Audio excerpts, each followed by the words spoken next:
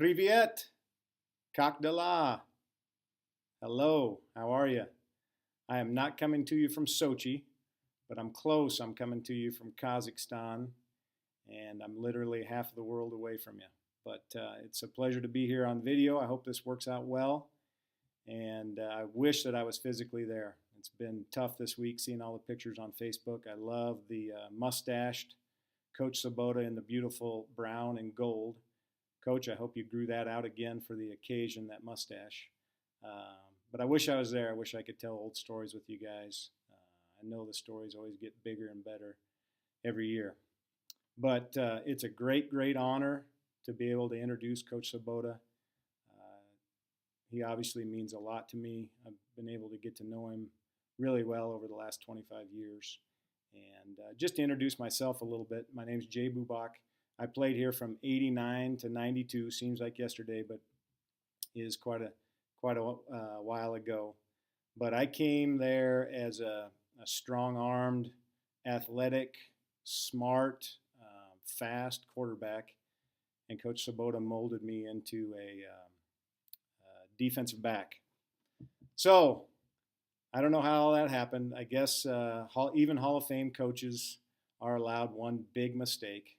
But as I was looking through, all the records and all the offensive records that were broken and rewrote while he was here, I just kept thinking, like, if you'd have just left me at quarterback, how much better those would have been. And I think you're there, Lindquist, so you know what I'm talking about. I know you agree with me. I think that you probably could have made a pretty good safety. Of course, anybody can play safety. But anyway, so that's my my first experience with Coach Svoboda, but the unique part of my experience is I was able to really kind of follow in his footsteps and follow into the coaching fraternity when I was done. And so that, our ties grew even stronger throughout that time as we stayed in close contact with each other. He helped me get a number of jobs. He helped me get a pay raise one time. You know how those athletic directors are. They never give you a pay raise unless you get offered more money somewhere else. So he helped me with that one time. And so he blessed me with that, but he also cursed me in that I had to coach against him and his offenses. So that was always a nightmare. And hopefully someday we get together and we can coach again together. But about his offenses, I do have a story to tie in here. And it's a Coach Bostwick story. And Sue, I think you're there. If so, I just want to say hello. You know how much Scott meant to me and what a huge impact he had on my life also. So I just want to give a shout out to you. He's unbelievable. But this is a story about Bostwick and Svoboda playing against each other. So they weren't coaching together. Scott was at Northwest and Boda was at Central Missouri, and they were going to play each other. And I was talking to Bosty on the phone.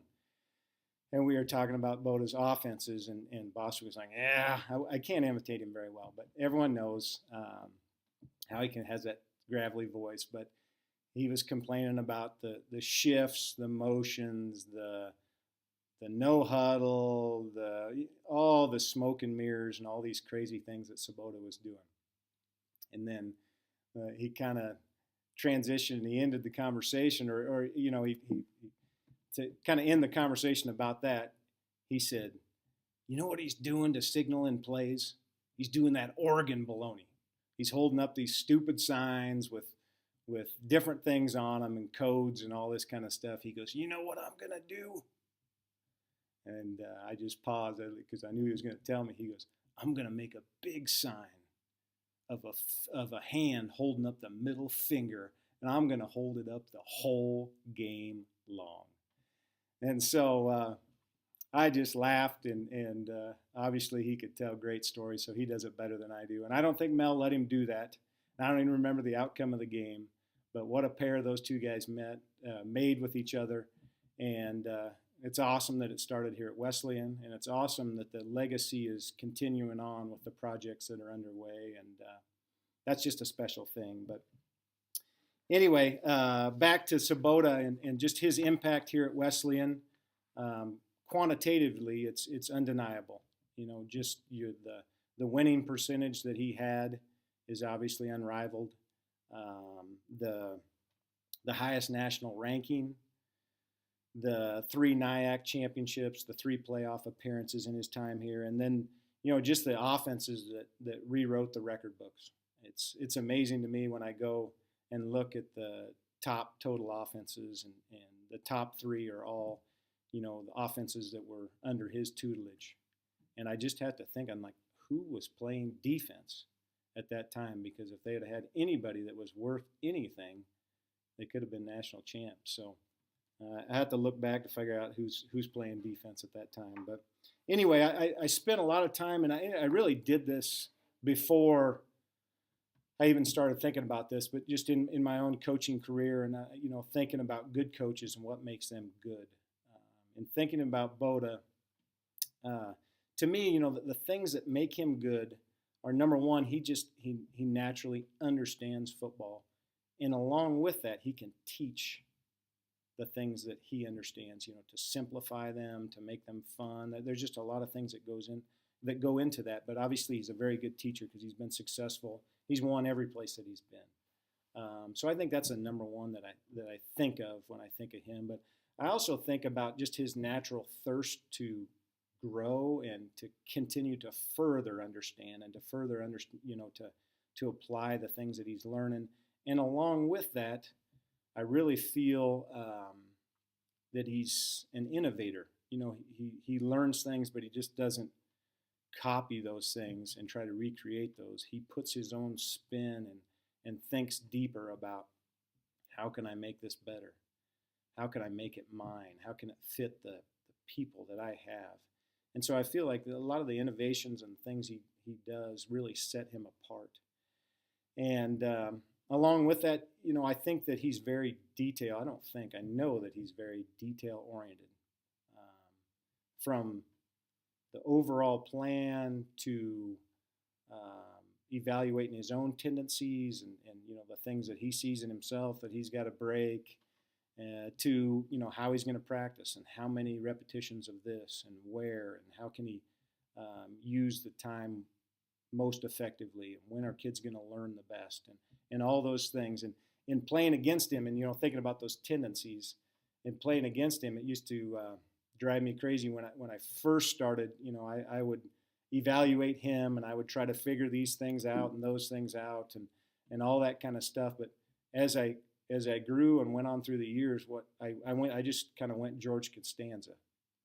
Whatever I was thinking, when he was on offense and I was calling defense, whatever I was thinking initially, I just did the opposite. If I was thinking this would be a time to blitz, I'd go, no, I just play base defense, and vice versa. So that, I don't know if that worked great. It seemed to work a little bit better, but that's just a little bit of what makes him good, just how well he's organized and how much time he spends on that. But the other thing that I remember from our Wesleyan days, because those are, obviously all the other things I know about him as a coach are from playing against him and just talking to him.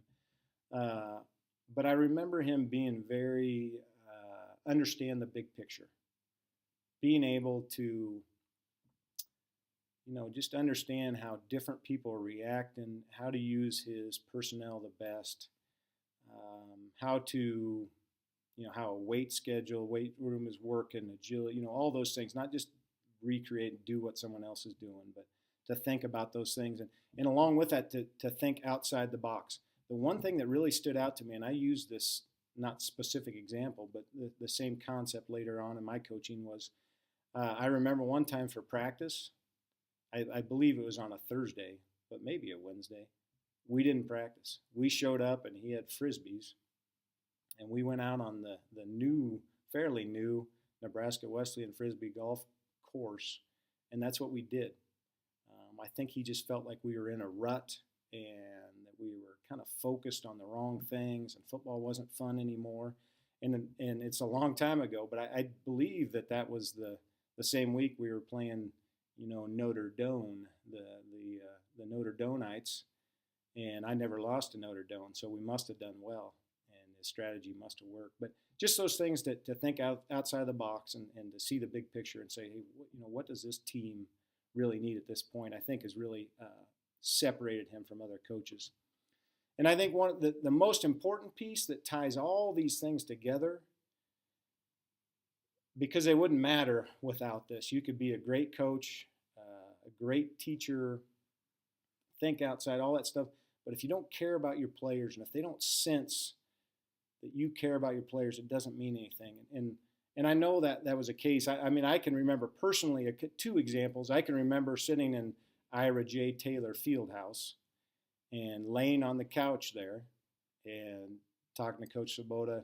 And I'm not a guy that opens up. I hated it, but I just needed to talk about girlfriend problems. And so he listened. I can't remember his advice, but he listened. And I also, more vividly, I really remember in my coaching career, I was sitting on the tarmac in Missoula, Montana, and just had lost a heartbreaking playoff game to the University of Montana, and came down to the end and just lost it. And I get a phone call when we're sitting on the plane, and I didn't want to talk to anybody, but I did look at it, and it was Coach Svoboda. And I picked up the phone and talked to him. He's the only person right there. He is the person that I needed to talk to.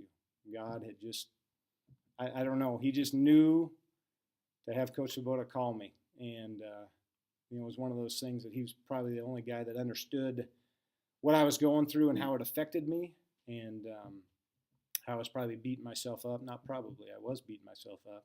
And just that I needed someone to pump my tires a little bit. So, those things set him apart. And, I talked to a couple of guys, just asked them to relate stories. And Brian Salmon, I hope you're in the crowd, but he related a similar experience. That one of the things that stood out to him was before his senior year, I believe, he was really struggling with some personal things.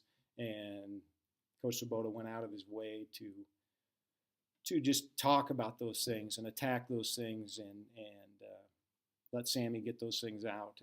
And Lord knows they were probably a lot more in depth than my things were. I mean, Sammy was my RA, and he used his key to break into my room and steal things. So that kid had, he had all kinds of problems. It's great to see him in the record book too. This is as a side note, but he still has that longest run. And then we need to add to the record book that not only was it the longest run yardage wise, but as far as time elapsed, that has to be the longest run in Nebraska Wesleyan history. So those things, just about, I'm sure there's a million stories about how much he's cared and just made a difference that way and tied the talents he has as a coach to connecting with those players. And I would be remiss if I didn't talk about the last piece of the puzzle, and that's to point Susie out. How important it is to have a supportive and independent wife, because all the things that I talked about before require kind of an obsessive, compulsive person as a coach probably. So she's been able to put up with all those things. And, I remember her having us over for spaghetti on their apartment over by the mall. And, the things that she would contribute. And I do remember, and this may be one of those stories that get bigger with years, but I remember my last game was at Peru State, the beautiful Oak Bowl. And it did not go so well because I was playing defense. And I remember at the end of the game, Susie was upset, took a swing at the Peru State coach. So obviously if you have a wife that supports you that well, you're in for good things. And like I said, the swing, that may have gotten more dramatic in my mind over the years. But anyway, so those things being said, in closing, you add all those factors together, and that's why you get a coach that's so successful. Wesleyan was so blessed to have Coach Svoboda there. I was so blessed to have him be my coach and my mentor for the last 25 years. I know that everybody out here that's attending this is blessed by you, Coach Svoboda. And I know the people literally spread across the world have been impacted greatly. You've made a difference in a lot of lives. We thank you so much for that. We love you very much, and it's with great honor that I introduce you to be inducted into the Hall of Fame. You deserve it, and I wish you all the success in the future. I hope this video worked out great. Do svidaniya to everybody, and let's stay in touch.